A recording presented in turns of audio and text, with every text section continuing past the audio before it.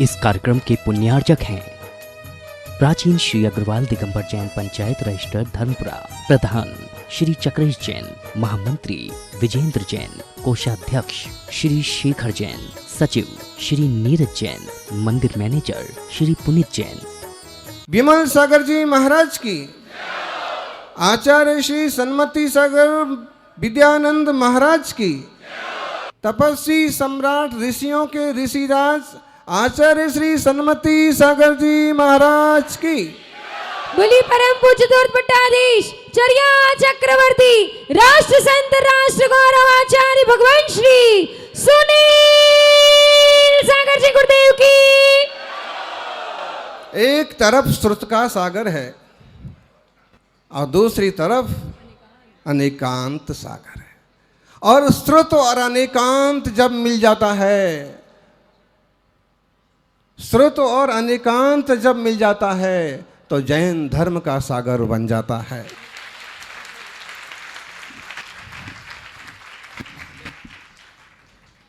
सत्य और अहिंसा को महावीर का दर्शन कहते हैं। सत्य और अहिंसा को, शांति और अहिंसा को महावीर का दर्शन कहते हैं। और जो जन जन की हर्ष को बढ़ा दे उसे हर्षवर्धन कहते हैं। हर्षवर्धन जी यूं तो मुख्यमंत्री रहे हैं, सांसद हैं, लेकिन सच्चे अर्थों में हम कहें कि वो थोड़े हर्षवर्धन होंगे, लेकिन पूरे हर्षवर्धन तो भगवान महावीर स्वामी हैं कि उनको देख करके हर्षवर्धन का भी हर्ष बढ़ जाता है। स्वास्थ्य मंत्री रहे हैं, सेंटर में वर्षों से समाज की सेवा की है। मुझे लगता है कि हम लोग तो बचपन से नाम सुनते आ रहे होंगे। तो निश्चित रूप से उन्होंने जो अपना व्याख्यान दिया काबिले तारीफ है। और हमने जो कहा कि शांति और अहिंसा महावीर का दर्शन है, हम आग्रह करेंगे कि राष्ट्रपति और प्रधानमंत्री भी इंटरनेशनल लेवल पर गांधी और बुद्ध की तरह महावीर का भी नाम लें तो देश का गौरव और भी बढ़ेगा।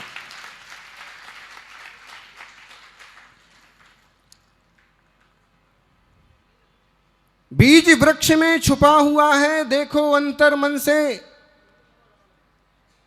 बीज वृक्ष में छुपा हुआ है देखो अंतर मन से, नर में नारायण सोया है जागेगा चिंतन से, बाहर की आंखों का क्या है भीतर आंखें खोलो, हर आत्मा में छुपा है भगवन कर विचार अनुभव लो।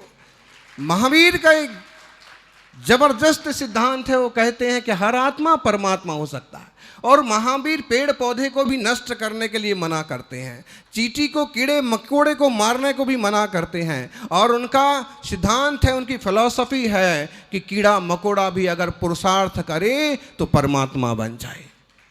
जानवर भी इंसान बन सकता है और इंसान भगवान बन सकता है। जानवर भी जिनवर बन सकता है और जिनवर तो जिनवर हैं ही।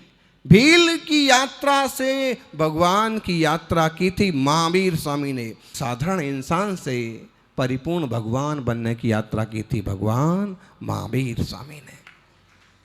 महावीर स्वामी कीड़ी को मारना भी पाप समझते हैं, और इसीलिए ढेरों तरह के आविष्कार उन्होंने नहीं किए थे। वो सर्वज्ञ थे, सर्वदर्शी थे, सब कुछ जानते थे, लेकिन उन्होंने वह सिद्धांत जनता को बताए जो सचमुच हितकारी हैं।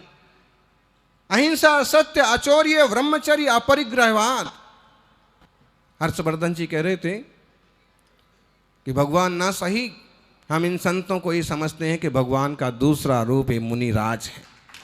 दिगंबर संत होना इस युग का सबसे बड़ा आश्चर्य है। जहां लोग भोगों के दीवाने हैं, वहां ये योगों के दीवाने हैं।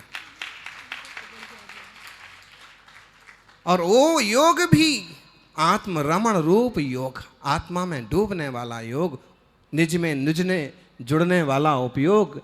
महाराज जी अनेकांत जी बता रहे थे ना, हर आत्मा में परमात्मा है। दूध में घी है, थोड़ी प्रोसेस कीजिए। लकड़ी में आग है, थोड़ी प्रोसेस कीजिए। पत्थर में सोना छुपा हुआ है, स्वर्ण पाषाण में प्रोसेस कीजिए, निकल आएगा। ऐसे ही आत्मा में परमात्मा छुपा हुआ है, प्रोसेस कीजिए, परमात्मा हो जाएगा।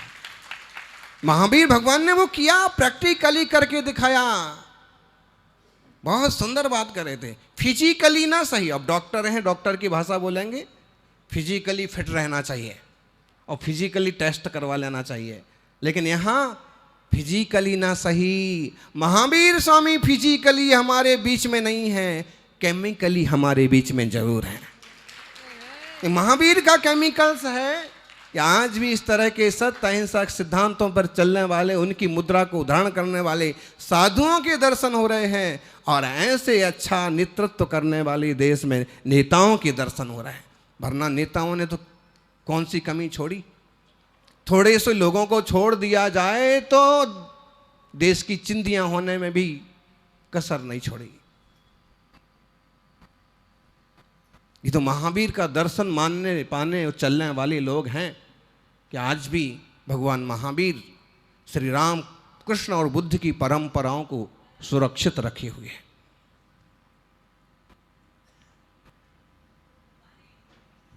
सज्जनों, इंसान अपनी संस्कृति को क्यों भूल जाता है? क्यों जी? भारतीय इंसान श्रावक अपनी संस्कृति को क्यों भूल जाता है? ये क्यों नहीं सोचता है कि पश्चिम में जाकर के तो सूरज भी डूब जाता है। तुम पश्चिम बनना चाहते हो, पश्चिमी सभ्यता का अनुकरण करना चाहते हो, अनुकरण करना है तो हनुमान का करो, अनुमान का करो।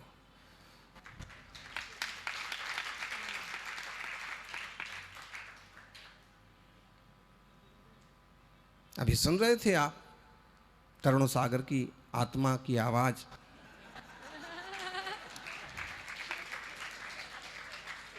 और इन संतों का एक हमेशा यही एजेंडा रहा कि दुनिया बदले। कई बार जब इस तरह से प्रवचन करते हैं तो लोग कहते क्या महाराज आप धर्म परिवर्तन कराना चाहते हैं जनता का? और हम कहते हैं हम जनता का धर्म परिवर्तन नहीं कराना चाहते हैं, हृदय परिवर्तन कराना चाहते हैं। लोभ लालच देकर के धर्म बदलवाने वाले दुनिया में ढेरों लोग हैं, लेकिन महावीर स्वामी कपड़े का रंग चेंज करने की बात नहीं करते हैं। महावीर स्वामी हृदय का रंग बदलने की बात करते हैं, मन के विचार बदलने की बात करते हैं। इसलिए हम चाहते हैं कि दुनिया में संदेश जाए। 2550वां निर्वाणोत्सव है हर्षवर्धन जी, और मुझे लगता है कि सरकार भी इसको बड़े अच्छे रूप से लेगी, क्योंकि इस माध्यम से, इस निमित्त से, इस बहाने से हम दुनिया में सत्य, शांति, अहिंसा, सहिष्णुता की बातें आसानी से भेज पाएंगे। हमारे पास एक कारण है कि 2550वां निर्वाणोत्सव है। इस कारण से, इस निमित्त से हम दुनिया में ये संदेश भेजेंगे। हम अमुक राष्ट्र अध्यक्षों से बात इस मसले पर करेंगे। उनके जीवन चरित्र के बहाने से हम शांति, अहिंसा और निशस्त्रीकरण के ऊपर विचार करेंगे, और दुनिया में जो बड़ी मछली छोटी मछली को निगल जाने वाली है, इस तरह की पद्धतियों को खत्म करने की कोशिश करेंगे। अगर हम विचार करें तो यूक्रेन ने क्या बिगाड़ा है, ताइवान ने क्या बिगाड़ा है? बिगाड़ तो हमारा रोज रहा है पाकिस्तान, और उनने खास कुछ नहीं बिगाड़ा। फिर भी आप देखिए बड़ी मछली छोटी मछली को खाए जाने को तैयार है। और हम उस देश के वासी हैं जिसमें गंगा तो बहती है जी, और गंगा को भी गंदा करने में लोगों ने कसर नहीं छोड़ी है। इस देश में भी यमुना बहती है, लेकिन यमुना किधर है मुझे अभी तक तो नहीं दिखी, और दिखेगी भी तो पता नहीं कौन से रंग में दिखेगी। नदियों की सुरक्षा जरूरी है, वनों की सुरक्षा जरूरी है, पशु पंछियों की सुरक्षा जरूरी है। विदेशों से चीते आए, शेर आए, बाघ आए, ठीक बात है, लेकिन देश के ही पशु बच्ची बच जाएं, ये ज्यादा जरूरी बात है। हमने सुना है कि राजस्थान सरकार में एक बिल ऐसा पड़ा हुआ है कि जिसमें नील गाय को किसान मार सकता है। अगर फसलें खाती है नील गाय तो किसान नीलगाय को मार सकता है। लेकिन मुझे जहां तक अंदाज है, इस देश का 99% किसान कभी किसी जानवर पर हथियार नहीं उठाता है। आप किसानों की, जो किसान कहलाते रियल में किसान हैं, उनको देख लीजिए। मुर्गी पालन और बकरी पालन और ये इसको जो लोग कृषि में जोड़ दिया ना मंत्री जी, इस पर तो बात होना चाहिए संसद में भी कि कृषि विभाग अलग चीज है, बकरी पालन की, मुर्गी पालन की, बकरा पालन की, इस टाइप का पालन होता है मारने के लिए, वो अलग विभाग है। किसानों का काम नहीं था, क्योंकि आदिनाथ ने कहा था कृषि करो या ऋषि बनो। परंपरा तब से चली आई। हमारे आदि सागर, शांति सागर, विद्यानंद और देशभूषण एक किसान परिवार से थे, पाटिल थे, दबंग थे, गांव के राजा थे, खुद जमींदारी करते थे, खेती करते थे और चींटी को मारना भी पाप समझते थे। तो वो नीलगाय को कोई कैसे मारेगा? उसके एवज ये चालू हो गया कि इस कानून की आड़ लेकर के बदमाश लोग और मांसा व्यापार करने वाले बेईमान लोगों ने नीलगायों की हिंसा करना चालू कर दिया। मुझे लगता है कि राजस्थान के मुख्यमंत्री को इस पर जल्दी से एक्शन लेकर के वो फिजूल के कानून को ख़त्म करना चाहिए। देखिए, लोभी तो इंसानों की भी किडनी चुराते हैं। हर्षवर्धन स्वास्थ्य मंत्री भी रहे हैं और मुझे लगता है कि उनके समय या कुछ आगे पीछे एक बड़ी घटना हुई थी देश में। कुछ डॉक्टर्स इतने बेईमान निकले कि उन्होंने किडनी चुरा ली लोगों की। क्या है, किसी को याद है? मेरे साथ समस्या है कि मुझे हमेशा हर चीज़ याद रहती। मेरे गुरु ने जो जो पढ़ाया वो सब चीज़ याद रहती है, और एक बार अगर किसी का चेहरा देख लिया तो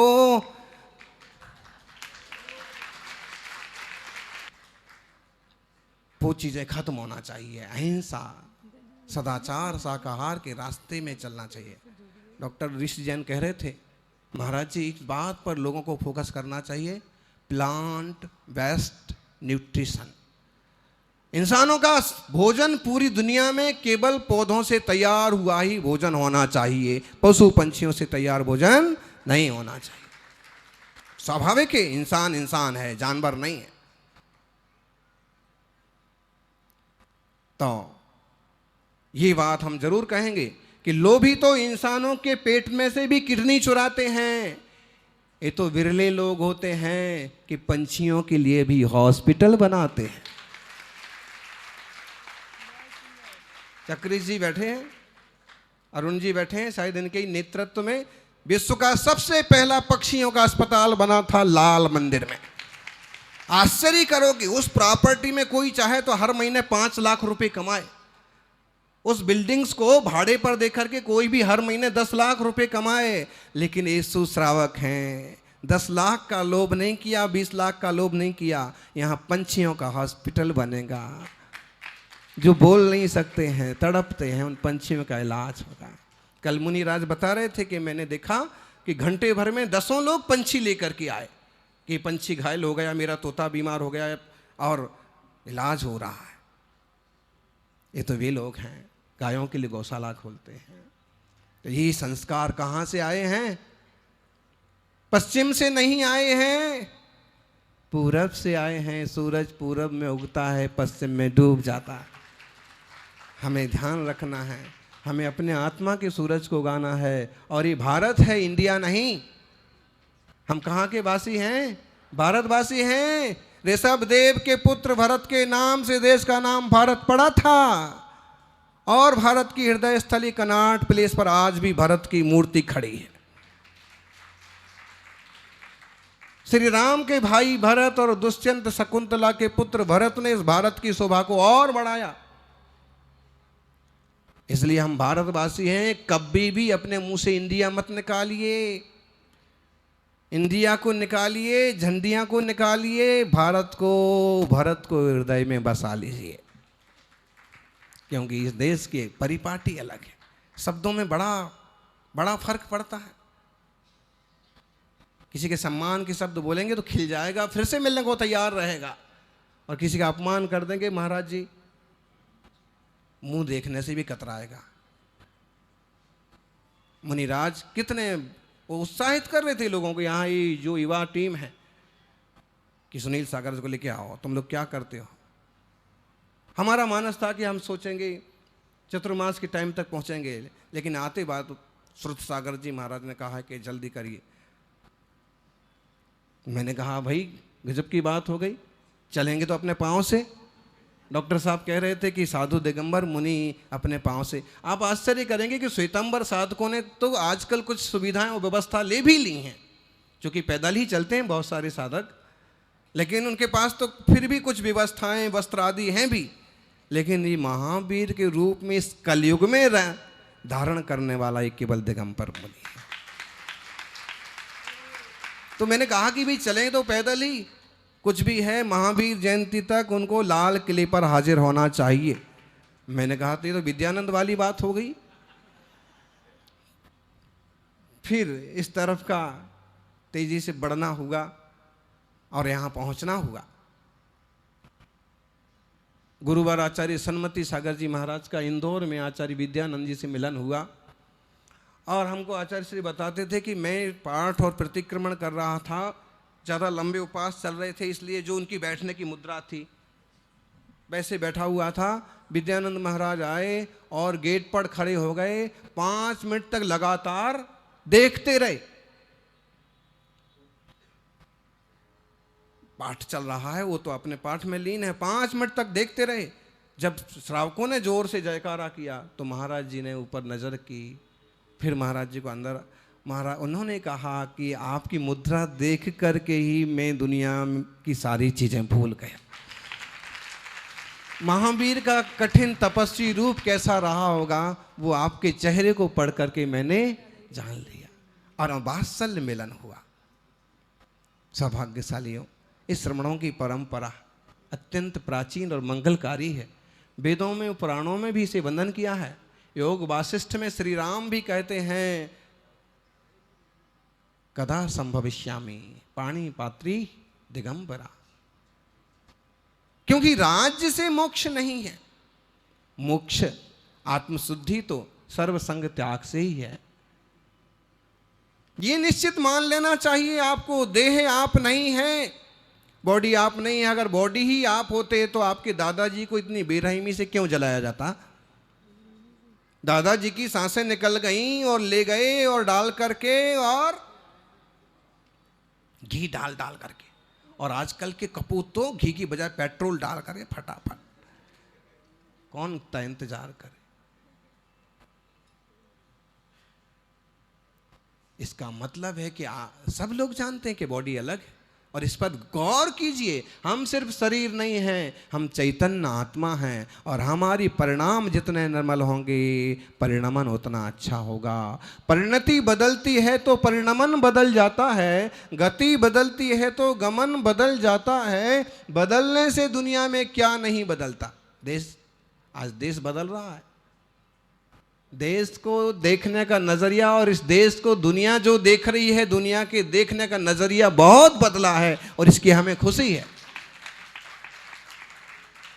आज जो तवज्जो देश को मिल रही है दुनिया में, उसका बरसों से इंतजार था, और अभी तो और ऊंचाइयों पर जाएगा। और वो दिन दूर नहीं जब देश सचमुच विश्व गुरु कहलाएगा, दुनिया का नेतृत्व करेगा। अभी तो सिर्फ G20 के लिए ही तैयारी हुई है, आगे तो बहुत बहुत काम करने हैं जी। सारी दुनिया को महावीर श्री राम के मार्ग पर, सत्य अहिंसा सदाचार के रास्ते पर लेके जाना है। ये जो त्राही त्राही मची है, इसके बचने का और कोई सिद्धांत और कोई तरीका नहीं है। अब्दुल कलाम जब किसी बड़े फंक्शन को, विद्यार्थियों के दीक्षांत समारोह को संबोधित कर रहे थे, तो एक विद्यार्थी ने पूछा, मिसाइल मैन इतनी मिसाइल्स बनाई आपने, बताइए कि वो मिसाइल कौन सी है जिससे सारी दुनिया में शांति छा जाए। अरे एक मिसाइल फेंकेंगे तो एक देश नष्ट होगा। कुछ देश तो ऐसे हैं जिनने मिसाइल से सेट करके रखी हैं देशों के लिए, दूसरे दुश्मनों के लिए। लेकिन दुनिया में दुश्मन है कौन? जिसके विचार मिल गए वो दोस्त, जिसके विचार ना मिले वो दुश्मन। इतनी सी परिभाषा।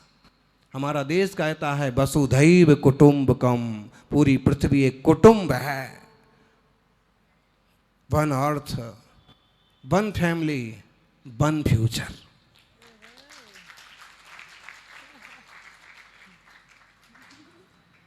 किसके लिए मिसाइल चाहिए? मिसाइल मैन ने कहा कि भाई अगर सारी दुनिया की शांति की बात करते हो तो उसके लिए तो एक ही मिसाइल है, और वो है अहिंसा मिसाइल।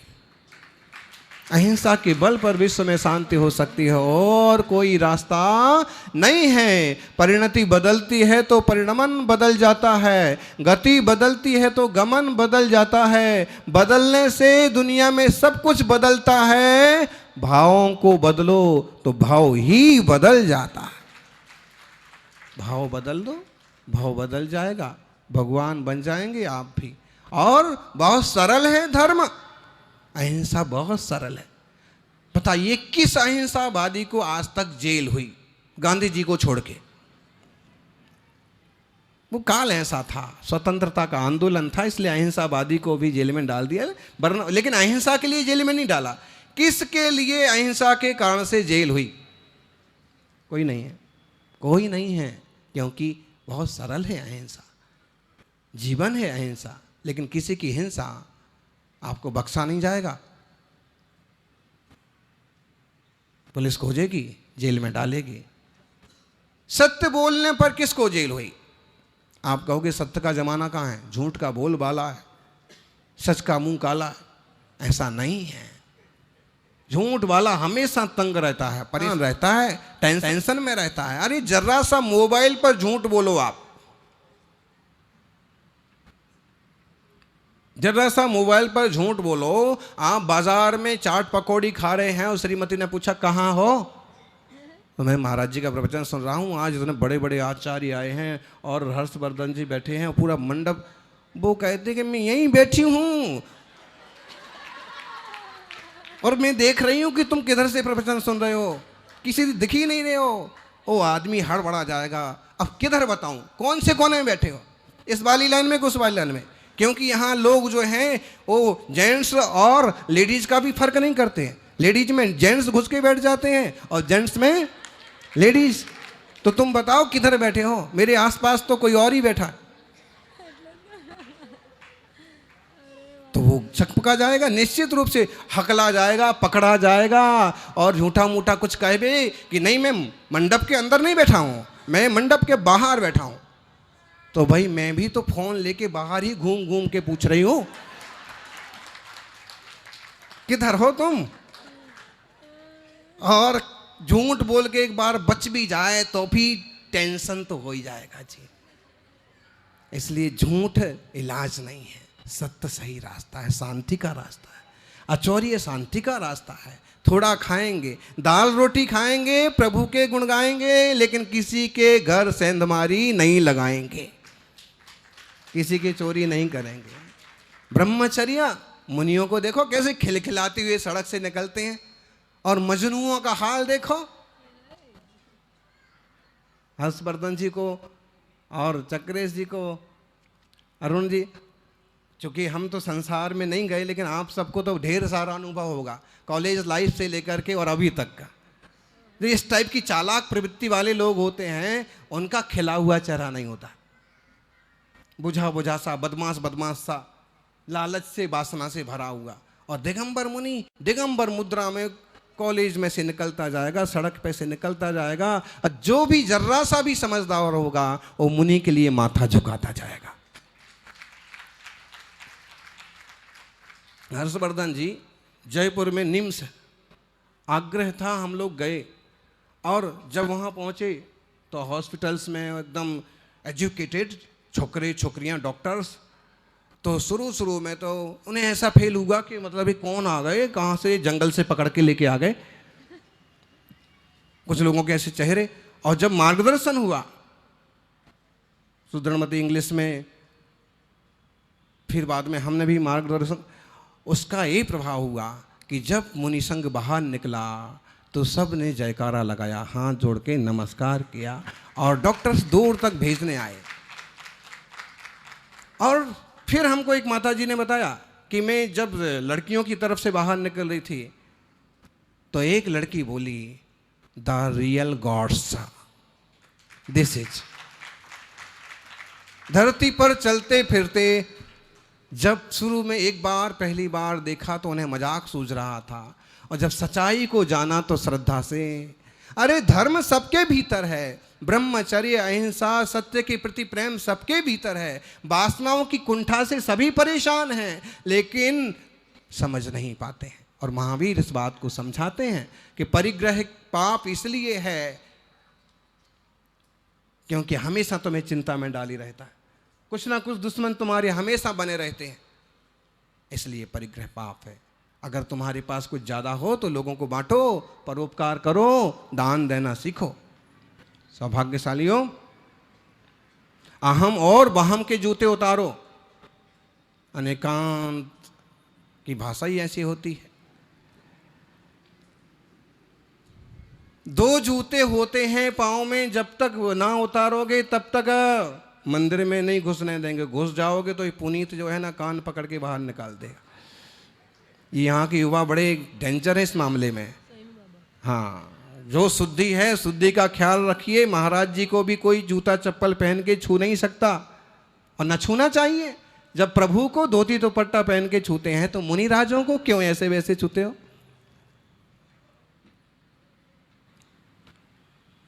तो जब अपने पाँव के जूते उतारते हो बाहर, तब मंदिर में घुसने को मिलता है। जब पैर के जूते उतारते हो तो भगवान का दर्शन होता है, और जब मन के अहम और वाहम के जूते उतारोगे तो निज परमात्मा का दर्शन होगा। अहम के जूते तो उतार दीजिए, वाहम जोरदार अहंकार होता है लोगों का। है क्या समझते हैं ये अपने आप को? अरे भाई, हैं अच्छे अच्छे अहंकारियों का अहंकार नहीं रहा, मानियों का मान नहीं रहा, रावण का कहो कि कंस का कहो कि हिरण्यकशिपु का कहो, किसी का नहीं रहा। अब आजकल के नाम तो हम लेंगे नहीं, क्योंकि अगर वो नाम ले लिए तो मीडिया में अभी हाल फेमस तो हो जाएंगे, लेकिन फिजूल की चीज़ें पैदा हो जाएंगी। मान किसी का नहीं रहा, इसलिए क्यों हाथ जोड़ लीजिए ना। मैं ऐसे कई बड़े लोगों को जानता हूं, बड़ी विनम्रता से बात करते हैं। उनको ना में भी जवाब देना है तो बड़ी विनम्रता से कहेंगे ये नहीं हो पाएगा, बस। मतलब कि बेवकूफ़ बोलना ऐसा कुछ नहीं, ऐसा ठीक नहीं। या थोड़ा बोल के अभी तुम्हारी समझ के बाहर है, थोड़ा बाद में बात करते हैं, लेकिन अहंकार की, क्रोध की भाषा पर नहीं आना चाहिए। वहम, और जितने परिवार टूट रहे हैं उसका मूल कारण है वहम। जब देख लिया कि पंडाल के चारों तरफ ये आदमी नहीं है तो ये गया कहाँ है? हेलो, किसके साथ हो? बोलो। यहीं से वहम चालू हो जाएगा।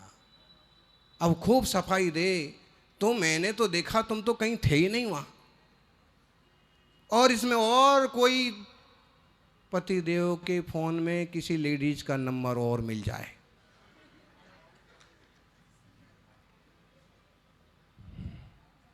पतिदेव मतलब पति देव। जिंदगी भर पति से पत्नी कहती है देव, सिर्फ देव। ज्ञानी, ये भारत की परंपरा, पति देव जो होते हैं वो देवता के समान मन सम्मान रखिए, और कभी कभी परिस्थितियों को समझ लीजिए, बातों पर आपस में भरोसा कीजिए। सिर्फ बहम बढ़ाते जाएंगे तो परिवार एक नहीं रह पाएंगे।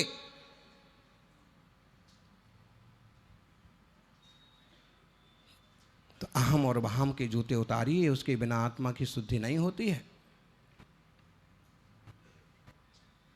इस युग में महावीर समाधान है, और महावीर समाधान इसलिए है क्योंकि वो अहिंसा की, सत्य की बात, शांति की बात करते हैं।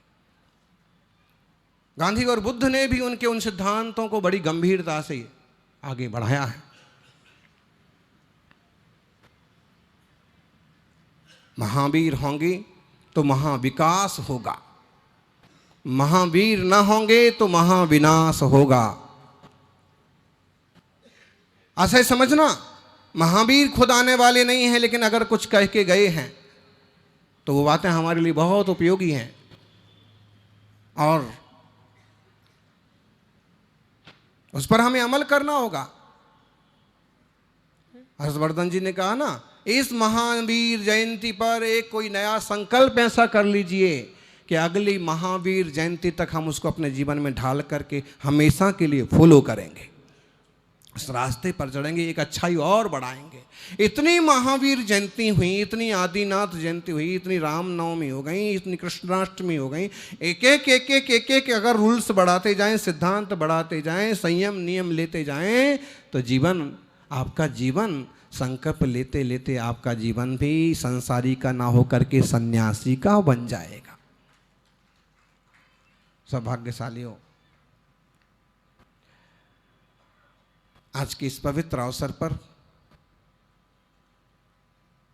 महावीर जयंती मना रहे हैं पूरे देश में, मध्य प्रदेश और राजस्थान में खासकर आज मना रहे हैं, और भी बहुत जगह मना रहे हैं। और अपन एक नहीं 3 दिन की महावीर जयंती लाल किले से मना रहे हैं। ये अपना सौभाग्य है। ये वही लाल किला है जहां से प्रधानमंत्री संबोधित करते हैं, और हमारे भारत का सौभाग्य है कि आज भी सत्ता सत्य का सम्मान करती है। जहां प्रधानमंत्री बोल सकते हैं वहां संत भी बोल सकते हैं।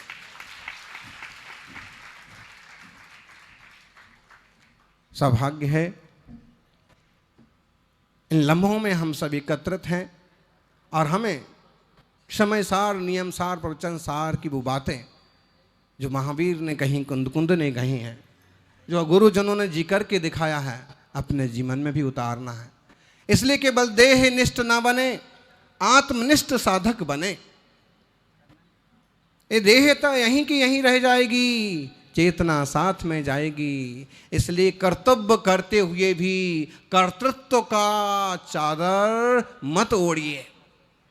कर्तव्य करना पड़ेगा, जहाँ हो उस लायक काम करना होगा, और आप अपने कर्तव्य को करिए।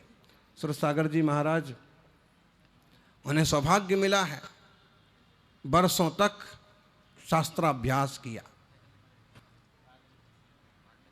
महाराज जी अनेकांत बरसों तक, और जो गुरु चरणों में रहते हैं वो निखरते हैं, तो ऐसे ही निखरते हैं। मुझे लगता है कि मुनिराजों को तो गुरुओं के चरणों में रहना चाहिए, समाज को भी समर्पित होकर के मुनिराजों के चरणों में रहना चाहिए। सेवा साधना उनकी बढ़ती रहे और आप उनके सिद्धांतों से, उनके संस्कारों से कुछ सीखते रहें, आगे बढ़ते रहें। यही मंगल भावना। महावीर भगवान के पावन चरणों में, कुंडलपुर में जन्मे, पावापुर से मोक्ष पधारे, राजगढ़ी से दिव्य ध्वनि खिरी, और कभी दिल्ली भी आए होंगे जी। आपने इस पर शोध किया कुछ? महावीर भगवान आए, दिल्ली में भी आए महावीर स्वामी। अभी रोहतास नगर का, हाँ रोहतास नाम आता है, महावीर स्वामी का समोषण कभी दिल्ली में भी आया होगा। और मुझे लगता है तभी ये कुतुब मीनार जैसा बड़ा मानस्तंभ बनाया गया होगा, और तभी यहाँ इतने सारे प्राचीन समय में मंदिर रहे होंगे, जिन मंदिरों के पत्थर तोड़ करके कुतुब मीनार के काफ़ी हिस्से बने हुए हैं, और कई जगह आज भी मूर्तियाँ तीर्थंकरों की लगी हुई है। तो ऐसे पवित्र प्रभु जो इस देश में भी आए, मत्स्य नगर भी आए, विराट नगर भी पहुँचे, और पूरे देश में, दुनिया में, अफगान, इराक तक जाकर के उन्होंने जीवन शैली सिखाई। उनके चरणों में गुरु से बढ़कर कुछ नहीं, क्या पैसा क्या नाम।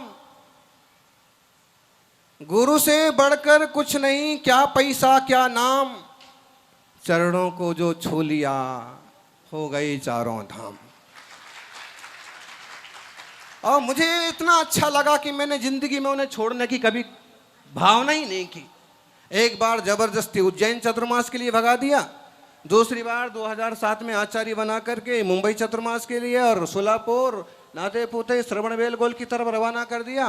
और हमारी खूब भावना थी कि इन चरणों की सेवा करना है। संघ के सुश्रावक बैठे हैं जिन्हें संघपति संघसारथी लोग कहते हैं, और वो अपनी पूरी शिद्दत से सेवा में सर्वत। कितने बार इनको इशारे किए सुनील सागर को राजी करो, लेकिन हमारी एक भावना थी कि मैं तुम्हारे पांव कभी छोड़ने वाला नहीं हूँ। लेकिन अंत में उन्होंने मुझे भी मुंबई के लिए रवाना कर दिया, और मेरा दुर्भाग्य रहा कि अंतिम दर्शन उनके मुझे ना हुए। वो खुद हमेशा के लिए स्वर्ग के लिए रवाना हो गए। लेकिन उस समय उन्होंने जो सूचनाएं विष्णु चौधरी और अन्य भक्तों को दी वो आज भी सबको पता है। और अनिकांत जितना जोर से जज्बात के साथ ज़बरदस्त बोलते हैं उससे आपको विश्वास तो करना ही पड़ेगा कि सुनील सागर जी ने से किसी से लिया नहीं है, गुरु ने दिया है। सौभाग्यशाली हो जिन चरणों को छू करके जीवन पवित्र होता है। उनकी संस्मरण आपको क्या सुनाएं, छोटी छोटी बातें हैं, बड़ी बड़ी शिक्षाएं हैं। ढेर सारी किताबें हमारी चौकी पर रखी हुई थी। गुरुवर वहां से निकले और उन्होंने देखा इतनी सारी किताबें, ये किसकी चौकी है, यहाँ कौन बैठता है। मैं हाथ जोड़ के बोला भगवान मेरी किताबें हैं। उन्हें तो पता था कि ये शास्त्रीय है, पंडित है, विद्वान है, तो किताबें इसके पास हो सकती हैं। तब भी उनने बहुत बड़ी बात कही, सुनील सागर तुम्हारी चौकी पर किताबें शोभा नहीं देती हैं, तुम्हारे दिमाग में किताबें होना चाहिए, तुम्हारे दिमाग में किताबें होना चाहिए, चरित्र होना चाहिए, चर्या होना चाहिए। मैंने कहा गुरुदेव किताबों का त्याग। तभी सागर के विद्यालय में वो सारी किताबें मैंने दे दी और उसके बाद से मेरे पास, मेरे से गरीब शायद और कोई नहीं होगा। मेरे पास थोड़ी सी किताबें हैं और वो जो छोटा सा बैग है वो तपस्वी सम्राट का है। उनने बार बार हजारों बार उसको छुआ होगा, उनकी किताबें उसमें हैं, इसलिए वो मेरे पास रहता है, वरना मेरे पास कुछ नहीं। और वो किताबें, जितनी किताबें चौकी पर थी, मुझे लगता है मैं किसी अलमारी को देखता हूं, किसी लाइब्रेरी को देखता हूं, लोग कहते किताब ले लो महाराज, किताब जो आपको चाहिए ले लो, और मैं एक नज़र देखता हूं किताब छूने का मन नहीं होता है, क्योंकि वो सारी किताबें स्टोर हैं, ज़रूरत ही नहीं है, यहाँ फिक्स हो चुकी हैं, याद हैं, ज़रूरत पड़ते ही यूँ बोलते जाते हैं, निकलती आती। गुरु का आशीर्वाद कैसे फलता है, गुरु कैसे सिखाते हैं। महाराज जी देवघर की तरफ बिहार हो रहा था, सम्मेशिखर की तरफ, तो ऐसे ही एक दिन हमने से कहा कि लोग कैसे मूर हैं, कैसी मिथ्या दृष्टि है, अमुक देवताओं की जय बोलते हुए चले जा रहे हैं। तो महाराज जी मेरे को बहुत लाड़ भी करते थे, लेकिन उस दिन आंख दिखा के बोले और वो हुंकार करें। आपने हुंकार देखी सुनी कभी? हुंकार करें, अच्छा आदमी मूत देगा, हाँ नाम नहीं लूंगा, बड़ी सभा के बड़े नेताजी आए और किसी ने उनको नारियल दिया, महाराज जी अध्यक्ष हैं, ये हैं, वो हैं और ये हैं, और वो सामने आए, श्रीफल चढ़ाया, नमस्कार किया। महाराज जी को पता नहीं क्या सूझा, श्रीफल नारियल तो दूसरे का भाड़े का चढ़ाता है, बड़ा नेता बना फिरता है, चल। फक्कड़ साधु थे, कोई लेना नहीं देना नहीं, अपने में मस्त, अपनी तपस्या में मस्त। वो दिल्ली के लाल किले पर नहीं आए, लेकिन ऐसा कोई लाल नहीं है जो तपस्वी सम्राट को नहीं जानता।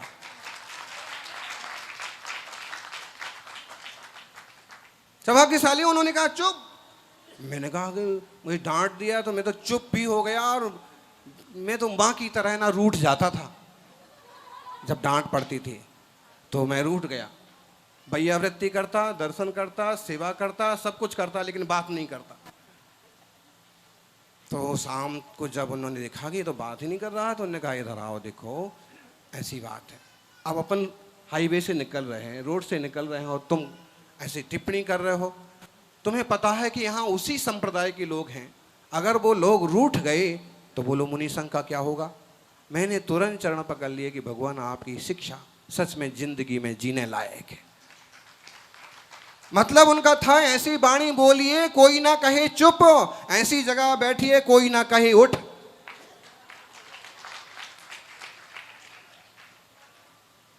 सम्मेशिखर महाराज जी कुंडलपुर गए, बोले आचार्य श्री आ रहे, आचार्य श्री। तपस्वी सम्राट के लिए उन्होंने कोई खास जगह नहीं दी, तवज्जो नहीं थी। जिनको याद होगा, आपको याद होगा, आपको याद होगा, जो पहले कुंडलपुर गए हैं 30 साल पहले, उनको याद होगा कि एक तरफ चूल्हा वाली भोजनशाला थी और उसी के बाजू में विद्या भवन बना था। तो अच्छे खासे साधु कुटी के कमरे खाली पड़े रहेगा, विद्या भवन के कमरे खाली पड़ गए। क्यों? आचार्य श्री आ रहे, आचार्य श्री आ रहे। तपस्वी सम्राट को वहाँ के लोगों ने, 1-2 लोगों को आगे कर दिया, इनको यहाँ रुका दो। उस कमरे में जिसमें वो पुराना चूल्हा था, राख पड़ी हुई थी, झड़ा हुआ नहीं था, उसमें रुका दिया। हम भी रुक गए। अब गुरु जिसमें राजी उसमें हम भी राजी। हमारे जो संघ वर्ग के संघपति जिन्हें आप बोलते हो ना, और ऐसे लगता होगा महाराज जी का लवाजमा, इनकी सूरत देखो। महाराज जी कहते थे ना, ये विश्वसेन जहाँ चला जाता है लोग फॉरेनर समझ के तुरंत घर खाली कर देते हैं। आओ साहब, महाराज जी को लाओ साहब। ये अजीत जी तो एक से एक समर्पित लोग हैं, और तब से वर्षों से चूड़ीवाल परिवार, वर्षों से, और अभी 5-7 नए परिवार जुड़ के भी निरंतर। खैर, कहने का मतलब है कि कुछ लोगों ने उनको कहा कि आप यहाँ रुका दो, और टूटे चूल्हे जो। अच्छा, मैं ये कह रहा था, इन लोगों की ये विशेषता है, गुरुवर जिसमें राजी उसमें ए राजी। परसों प्रज्ञा सागर जी ने कहा, मिंडा जी को आगे कर दिया, और मिंडा जी कह रहे हैं कि महाराज विज्ञान भवन पधारो। उनके कहने से एक बार कहा तो, लेकिन फिर कहा कि महाराज जी जो कहेंगे वो होगा, मैं कोई महाराज जी से आगे नहीं हूँ। इन लोगों की विशेषता है। ऐसा कभी लोग झूठा ना समझ जाएं कि ये सारा करते होंगे और महाराज जी तो इनके उसमें चलते होंगे। इनकी भक्ति इतनी ऊंची है कि कभी गुरु को अपने पीछे करने की कोशिश नहीं करते हैं। गुरु आगे, हम पीछे। आप जिधर जाएंगे, हमने दिल्ली का मन बना, थोड़ा थोड़ा बन रहा था। मैंने कहा, इनको पूछा, इनने कहा हम, फिर मैंने कहा कि उस भीड़ में कौन जाएगा, सुसागर जी का संदेश आ रहा है, मैं तो मेरा तो फिर बोले कि महाराज जी एक बार कुछ भी हो, आपको देश की राजधानी में जाके वहाँ के लोगों के जीवन में भी उजाला फैलाना चाहिए। तो कहना ये चाह रहे थे कि वो जो वहाँ हमको 4-5 लोगों ने रुका दिया, गुरु जिसमें राजी उसमें हम राजी, हम रुक गए। फिर क्या हुआ कि जो बाई जी थी ना, मणि बाई, वो जितना महाराज आचार्य श्री को मानती थी, तपस्वी सम्राट को भी बहुत मानती थी। उनने लोगों को कहा कि तुमने इनको कहाँ रुका दिया। अध्यक्ष आ गए कि बाई जी नाराज हो गई हैं, और आप जो है ऊपर से महाराज जी का भी आदेश आया है कि उनको सही जगह पर रुकाओ, वो तपस्वी सम्राट है। तपस्या की प्रशंसा आचार्य विद्यासागर जी भी करते थे। कुछ भी कहो, उनको कहाँ, लोग आए, नारियल लेके आए, सब महाराज जी क्षमा करना, और आप वो हमें आप वहाँ विद्या भवन में रुकाना है। गुरुवर ने कहा कि मैं यहीं ठीक हूँ। नहीं महाराज जी, यहाँ चूल्हा भी है, राख भी है, गंदा पड़ा। उनने ये नहीं जवाब दिया कि तुम्हें पहले नहीं दिखा, अंधे थे क्या, ऐसा कुछ जवाब नहीं दिया। उनने कहा भाई ठंड का समय है, चूल्हा पास में रहेगा तो गर्मी बनी रहेगी। बुझा हुआ चूल्हा काला कलूटा, कुछ नहीं है, खिड़कियां खुली हुई हैं, छप्पर फटा हुआ है। कह रहे हैं कि चूल्हा पास में रहेगा। हमने सीख लिया कि जिंदगी इस ढंग से जियोगे तो राजाओं के भी पांथे पर बैठोगे। सौभाग्यशाली हो, जी करके दिखाते थे, सिखाते थे। वो ठंड वाला किस्सा आप सबने सुन रखा होगा। गुलजार बाग में जबरदस्त ठंडी महाराज जी, और घर कैसा था, घर क्या था, नई धर्मशाला बन रही थी, ईंटें थी सिर्फ, थोड़ा थोड़ा प्लास्टर हुआ था, कोई खिड़की नहीं, कोई दरवाजा नहीं, और बस इतनी कृपा कर दी कि कांटे वाली घास ला करके कमरों में डाल दी, क्योंकि नीचे मतलब जो चुभने वाली थोड़ी थोड़ी चुभती है ना घास, एक तो बहुत मुलायम होती है और एक होती है जिसमें छोटे छोटे से थोड़े कांटे होते, खुजली आने लगती है। अब उनको जो सूझा तो पराली टाइप की उसमें कुछ डाल दी कि वो जो धूल है वो सीधी माथे ना चढ़े और ठंड से बचाव हो जाए। ठंड में क्या हाल होता, हम गुरुवर को देखते, एक लालटेन जलती रहती और रात भर खड़े रहते, आत्मानुशासन का, अध्यात्म अमृत कलसम का रात भर पाठ करते। और हमारे को भी जब ज़्यादा ठंड से नींद खुल जाती तो हम जाकर के उनके शरीर पर धीरे धीरे हाथ फेरते रहते और सीखते रहते, बेटा तपस्या करने का तरीका तो यही है। एक दिन हमने आग्रह किया, गुरुवर रात भर तो ठंड में मरते ही हैं। थोड़ा थोड़ा हम उनके सामने मुंह खोलने लगे थे, चुप ही रहते थे, लेकिन छोटा बच्चा माँ से बोलता है तो मैं भी बोल लेता था कभी कभी, बहुत थोड़ा। कम से कम रात भर की ठंड से सूरज तो निकल जाने दो, शुद्धि के जाते वक्त गुलजार बाग में बहुत सारे तालाब तलैया हैं, उसको बोलते भी हैं कमल दहजी, कमल हद, कमल हरद तालाब हैं छोटे छोटे, बहुत पानी है। कमल हरद का जो है ना दह हो गया, प्राकृत भाषा का शब्द बन गया है वो कमल दह। कमल दह का मतलब कमल जल जाए ऐसा नहीं है। अभी राजनाथ जी कह के गए का ना, महाराज जी महावीर भगवान जिस कमल पर बैठे हैं वो कमल हमेशा खिला रहे। बहुत चतुर आदमी है साहब हैं, इतनी बड़ी बात मांग ली ना। और ध्यान रखना, ये वो दरबार है।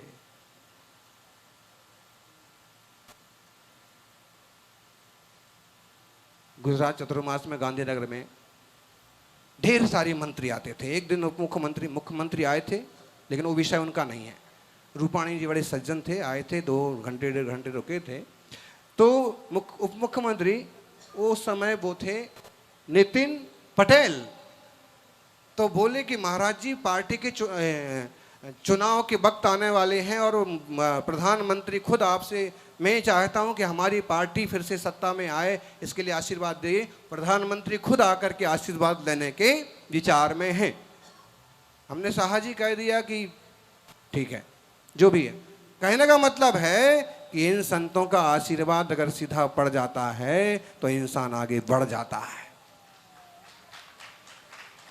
वैसे सितारे अच्छे ही हैं, और सितारों के ऊपर गुरु का और सितारा पड़ जाए तो किस्मत का सितारा चमक जाता है। निश्चित रूप से सौभाग्यशालियों, कांटे वाली घास, तालाबों वाली ठंडी हम लोगों की बन जाती थी कुल्फी। महाराज जी बोले ऐसे हाथ करो, ऐसे क्या पकड़ते हैं? आइसक्रीम। आइसक्रीम कैसी होती है? ज्ञानी आइसक्रीम खाना है तो माँ से शुद्ध पानी से, शुद्ध मलाई से घर में बनवाना। बाटी लाल की मत खाने चले जाना, नहीं तो तुम्हारी बॉडी का जो सिस्टम है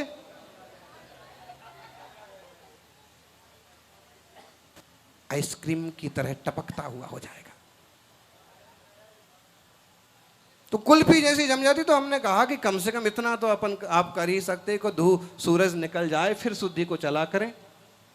इस कान से सुन लिया, हम समझे कि इनने सुन लिया, बहुत अच्छा है। दूसरे दिन सुबह हुई, पाठ हुआ, लिया कमंडल, चल दिए। भले हम गुरुदेव को आग्रह कर देते थे, लेकिन उनकी बात के ऊपर नो एक्शन नो रिएक्शन। उनने जैसे पीछे कमंडल उठाया तो हम साधुओं ने भी पीछे कमंडल उठाया और चल दिए शुद्धि के लिए। हम थोड़ा तो हमको लगा कि देखो आग्रह किया और फिर भी बच्चों की बात नहीं सुनी। जब आधे रास्ते पहुंच गए तो तालाब में पटेल लोग जो थे वो भाजियां धो रहे थे, मूली धो रहे थे, आलू धो रहे थे, प्याज धो रहे थे, टमाटर धो रहे थे। साग जो उनके पास था वो बेचने जाना है, धुल जाएंगे, अच्छे चमकेंगे, बाजार में कीमत पर बिक जाएंगे। और इतने पानी तक में घुसे हुए कोई लोग सिंगाड़े तोड़ रहे हैं, कुछ उस टाइप से। आचार्य श्री खड़े हो गए। हमने कहा तो रोज होता है, रोज रहे तो यहाँ खड़े का ही हुआ। फिर बोले सुनील सागर देखो, हमारे पीछे सुंदर सागर जी थे और भी साधु थे, देखो। मैंने कहा कि भगवान, बोले केवल पेट भरना है तो इतनी भीषण ठंड में, इतने भीषण ठंडे पानी में कमर तक खड़े होने पड़ता है, तुम्हें तो मोक्ष भरना है, तुम्हें कितनी तपस्या करना होगी।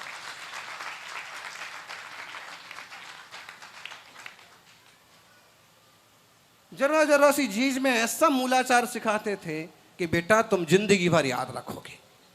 शिखर जी जाते वक्त महाराज जी झूमरी तरैया के पहले जो अभ्रक का वो पड़ा रहता ना, अभ्रक क्या बोलते जी, सफेद मरकरी टाइप का ढेर पड़ा रहता था। मेरे 3 अंतरा हो गए, मई का महीना, और भट्टियों के पास जाके रुका दिया, ईंट के भट्टे लगे, हालत खराब हो गई।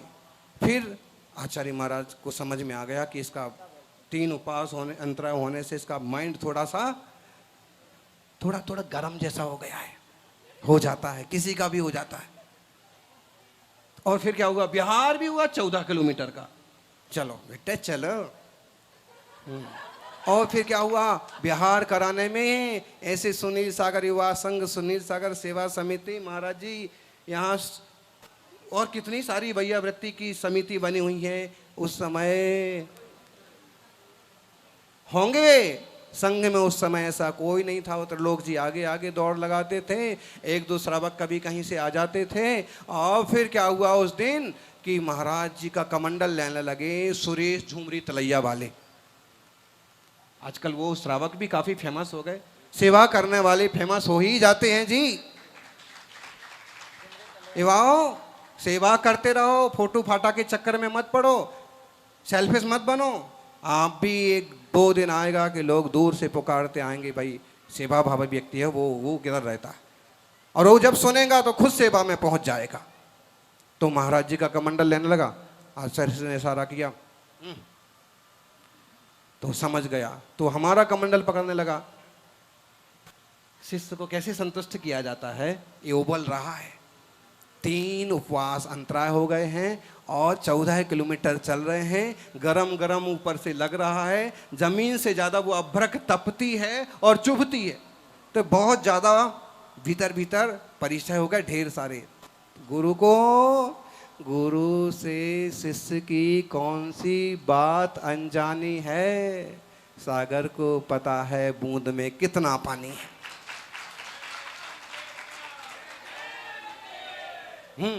सुरेश जी हमारा कमंडल लेने लगे। मैंने कहा मैं नहीं दूंगा। सुनील सागर कमंडल दो, इसके आगे हम और कुछ बोलने की जरूरत, कमंडल दे दिया। हम इसलिए नहीं दे रहे थे कि गुरु का कमंडल लो, मेरा क्यों ले रहा है? गुरु का कमंडल तो ठीक है, कमंडल है, मेरा कमंडल तो हवाई जहाज था। महाराज जी आपके कमंडल से टेवड़ा, अपन जो बात करते हैं देशभूषण जी के कमंडल की, आदि सागर जी के कमंडल की, मेरा कमंडल भी मेरे को लगता मुझे आदि सागर ही बना समझ लिया महाराज ने, इतना बड़ा कमंडल दे दिया। तो मैं थोड़ा थोड़ा कभी नाराज भी हो जाता कि मेरे को कमंडल दिया है कि मतलब पूरा तालाब दे दिया। आखिर में उनने कमंडल बदलवा दिया और अच्छा कमंडल दे दिया बाद में, कृपा तो रहती है। एक बार आपको गुरु को निवेदन करना पड़ता है, बार बार उनका दिमाग नहीं खाना पड़ता है, फिर उन्हें पता पड़ता है कि किसके लिए कब कहाँ कैसे क्या करना है। तुमने ज्यादा माथाफोड़ी की, ज्यादा होशियारी की, ज्यादा चांस मांगे तो तुम्हारा समझ लो उतना ही मिलेगा जितना मांगा है, और नहीं तो वो तो बांटने ही बैठे हैं, जितना है लो, सब खुश रहो।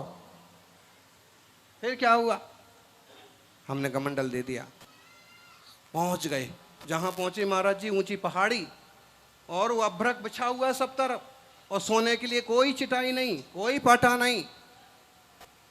हमने कहा और जय हो। आचार्य महाराज आए, सुनील सागर जी, ठीक है, और इतना पूछने से सारी तकलीफें छू मंतर हो गई। ध्यान रखना, आपके आसपास आपके परिवार में कई लोग ऐसे होते हैं जिन्हें दवा की जरूरत नहीं होती है। पत्नी बीमार रहती है, उसको स्वस्थ करने का सीधा साधा तरीका है, 2-4 दिन में पूछ लिया करो कैसा है, तबीयत ठीक है, हैं एकदम अच्छी दिख रही हो, आज क्या बढ़िया खाना बनाया है, इतने सारे काम करने के बाद भी तुम थकती नहीं हो, आप देखना वो कभी बीमार नहीं पड़ेगी।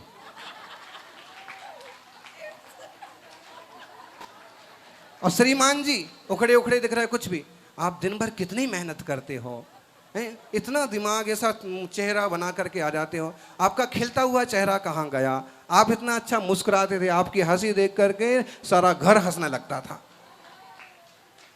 आप देखिए जो उसके मन में दुख दर्द तकलीफ होगी, किसी की बातें सुन के आया होगा, कोई कर्ज और टेंशन होगा, और धीरे से बताएगा और दोनों मिलकर के रास्ता निकालेंगे, परिवार आगे बढ़ता जाएगा, समाज आगे बढ़ता जाएगा। किसने सिखाया?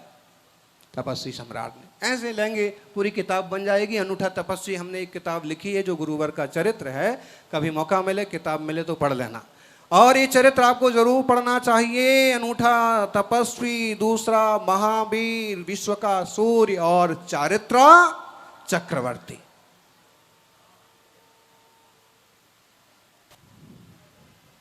महावीर भगवान का पुराण पढ़ने मिल जाए सौभाग्य है। और जैसे महाराज जी ने जो बताया खोजपूर्ण, सुखसागर जी महाराज ने ढेर सारी, हम आग्रह करेंगे महाराज जी इस पर एक अच्छी सी किताब लिख दिया जाए, एक सुंदर सा आलेख लिखा जाए जो आम जनता तक पहुंच जाए। क्योंकि आपने जो कहा उसमें से कई सारे हिस्से मुझे को मालूम थे, मैंने पढ़े हैं, लेकिन आम जनता के लिए बातें, और जिस ढंग से आपने पेश की, क्योंकि आप देख कर के आए हैं। महाराज जी ने वैशाली के लिए जो काम किया है, वैशाली के लिए महाराज जी सुरसागर जी ने वही काम किया है जो विद्यानंद जी ने श्रवण बेलगोला के लिए किया। तो उन्हें वहां का चप्पा चप्पा मालूम है। चप्पल वालों, चप्पा चप्पा जानने वालों से कभी वो भी जान लो कि जिसको जानने के बाद कुछ और जानना बाकी नहीं रहता है। इस कार्यक्रम के पुण्यार्जक थे प्राचीन श्री अग्रवाल दिगंबर जैन पंचायत रजिस्टर धर्मपुरा, प्रधान श्री चक्रेश जैन, महामंत्री विजेंद्र जैन, कोषाध्यक्ष श्री शेखर जैन, सचिव श्री नीरज जैन, मंदिर मैनेजर श्री पुनीत जैन,